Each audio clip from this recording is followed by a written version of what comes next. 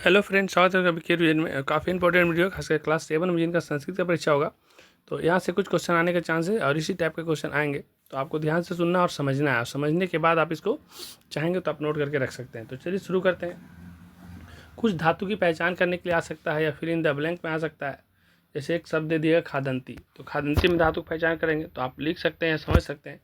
ये जो खादंती है इसका शब्द होता है खाद धातु से बना हुआ। इसी जो शब्द खादंती जो शब्द आया है ये खाद धातु से बना है, जिसका अर्थ होता है खाना या अंति प्रत्यय। देखिए खादंती में नहीं ला अंति प्रत्यय, और वर्तमान काल में बहुवचन को दर्शाता है। आपसे पूछा जा सकता है कि जो ये खादंती है कौन सा लकार है, तो खादंती में अंति प्रत्यय है तो लट लकार हो जाएगा। कौन सा लकार हो जाएगा जी? लट लकार, जो वर्तमान काल का उदाहरण है। आगे बढ़ते हैं। देखिए धातु खाद है, लकार लट लकार है। उसके बाद अगर आपको दे दिया गच्छतु, इसमें आपको बोलेगा कि पहचान करिए। तो देखिए धातु की पहचान, तो गच्छतु शब्द में गम धातु से बना हुआ है। कौन से धातु से बना हुआ है? तो गम धातु से बना हुआ है। किससे बना हुआ है? तो गम धातु से बना हुआ है, जिसका अर्थ होता है जाना। या तू प्रत्यय से बना हुआ है। बाद में देखिए तू लिखा है ना धातु, तो तू प्रत्यय से बना हुआ है। तू प्रत्यय से आया है। प्रार्थना एक को दर्शाता है, कुछ को दर्शाता है। तो प्रार्थना गच्छतु में होता है प्रार्थना, तो प्रार्थना को दर्शाता है। इसमें लकार का पहचान करें तो गच्छतु में तू प्रत्यय है। गच्छतु में जो तू प्रत्यय है तो ये लोट लकार आता है। इसका पहचान करेंगे तो ये जो कहाँ से बना, तो गम से बना। धातु किसे बना? तो गच्छतु में गम से बना हुआ है। ये होता है लट लकार। फिर पूछ सकता है कि अपठन कौन सा होता है? तो अपठन जो होता है, ये अपठन शब्द पट धातु से बना हुआ। अपठन शब्द किस धातु से बना हुआ है? तो ये पट धातु से बना हुआ है, और जिसका अर्थ होता है पढ़ना। पट धातु से, तो इसका अर्थ क्या होता है? पढ़ना। इसका अर्थ होता है पढ़ना। या अ उपसर्ग और ना प्रत्यय। देखिए इसमें एक चीज़ देखना है यहाँ पर आपको, ये है कि इसमें अ उपसर्ग। देखिए जब भी हम किसी को पहचान करते हैं अ उपसर्ग, अपठन में अ उपसर्ग है ना पहले वाला, और लास्ट वाला ना प्रत्यय है। ये भूतकाल को दर्शाता है। और लकार का पहचान करेंगे तो अपठन में उपसर्ग और ना प्रत्यय है, लट लकार के पहचान हो जाएगा यहाँ पर। और जो इसमें धातु है तो अपठन में पठ धातु से बना हुआ। किससे बना हुआ? पठ धातु से बना हुआ है। आगे बढ़ते हैं। एक शब्द दे सकता है अक्रोध, और इसके बारे में आपको समझना है कि अक्रोध शब्द क्री धातु से बना हुआ है, जिसका अर्थ करना होता है। अक्रोध मैंने होता है करना। यह अ उपसर्ग और त प्रत्यय भूतकाल को दर्शाता है। इसका लकार का पहचान करेंगे तो ये भी लट लकार हो जाएगा। इसमें धातु क्री है। कौन सा धातु है? धातु है क्री, है ना।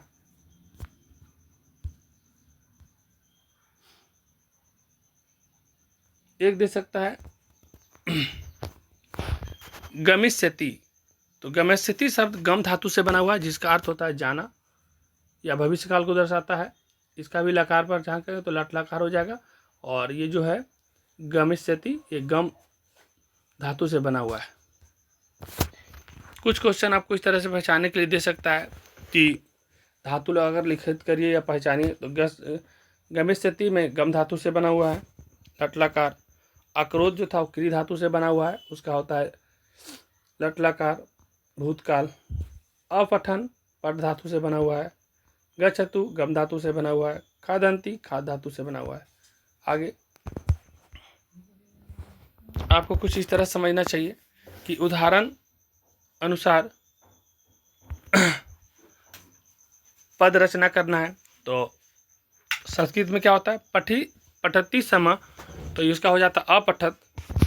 खादती स्म मतलब आखादत।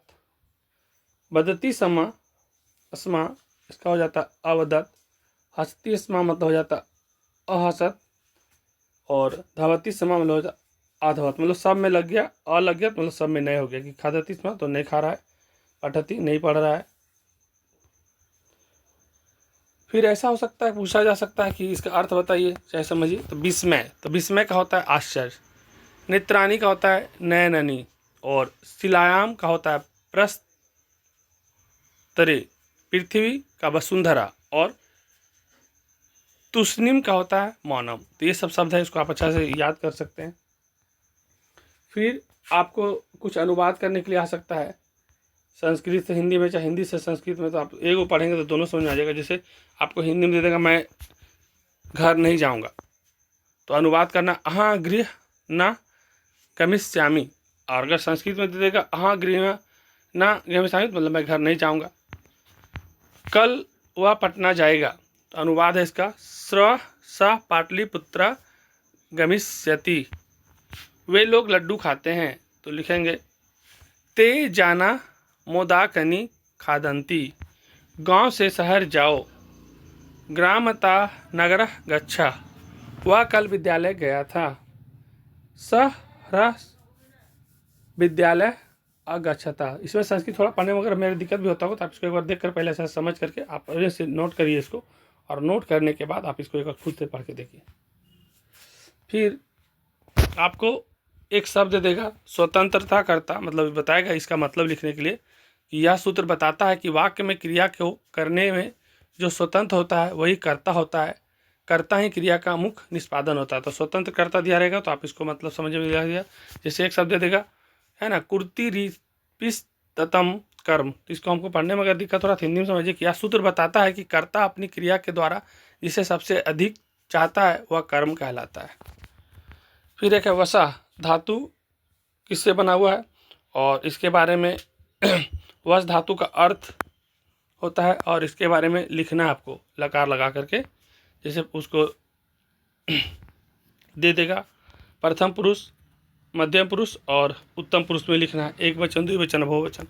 तो प्रथम पुरुष में अगर हम लोग वस का वसती लिखेंगे, एक वचन, दो वचन में हो जाएगा वसता, और तीन वचन बहुवचन में हो जाएगा वसंती। मध्यम पुरुष में वससी, वसथा, वसत, और उत्तम पुरुष में वसामी, वसाव, वसावा, वसामा। इसको आप एक बार समझ लीजिए और अच्छा से समझ देख लीजिए, याद कर लीजिए। कुछ संख्या दे सकता है, आप संख्या कोई भी दे सकता है, लेकिन हम अपने से 28, 31, 50 और ये ले लिए। आप 1 से लेकर के 100 तक में संस्कृत को जरूर सीख जाइए, ये जरूरी है।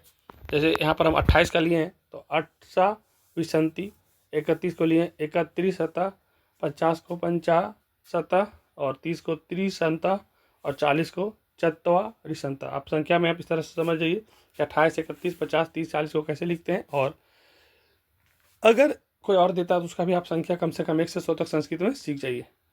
उसके बाद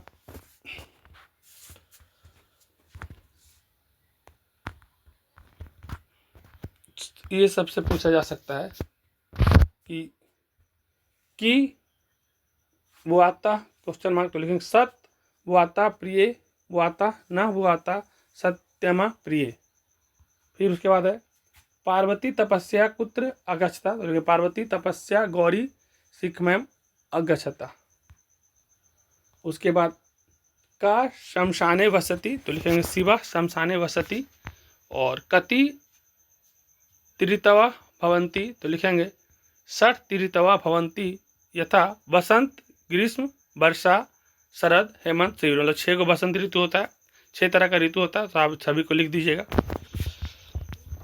शिव निंदा श्रुत्वा का कुद्दा जाता, तो आंसर लिखेंगे शिव निंदा श्रुत्वा सती कुद्दा जाता। और नेक्स्ट उचित पद को रिक्त स्थान में भरने का ऐसा दे सकता है, तो देखिए इसको डायरेक्ट आप समझिए कि दिया रहेगा सत्यन डैश रविय, तो लिखेंगे सत्यन तपते रवि। इसका अर्थ होता है सूर्य तप से तपता है, सूर्य सत्य से तपता है। दूसरा दिया होगा तद वचन श्रुत्वा कुर्मा न जाता, इसका अर्थ होता है वह वचन सुनकर कछुआ, वह वचन सुनकर कछुआ नहीं मरा।